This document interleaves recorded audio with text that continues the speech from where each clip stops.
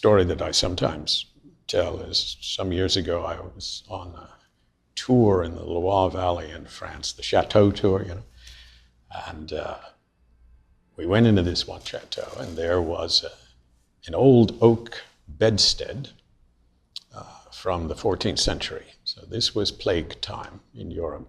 And on the top was a carving. The carving had on the left a cloaked and hooded figure with a skeleton and a bony finger pointing out like this. And on the other side was a group of young people dancing around a maypole. And the legend translated as, and this is the skeleton speaking, pointing to the young people, "What you are, I once was. What I am, you soon shall be."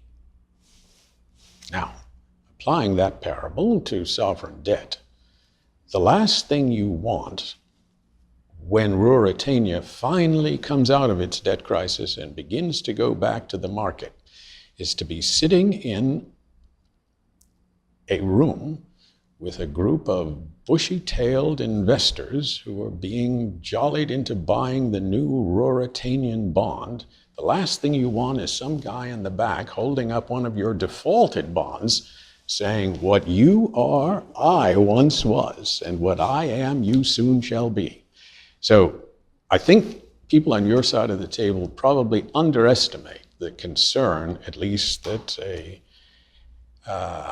an enlightened sovereign will have to the longer-term damage to its reputation. Of course, politicians are politicians, and get me through the next month, and that's an eternity. But at least some of the bureaucrats will have to have an eye on the more durable reputation, for good or ill, that the country will incur.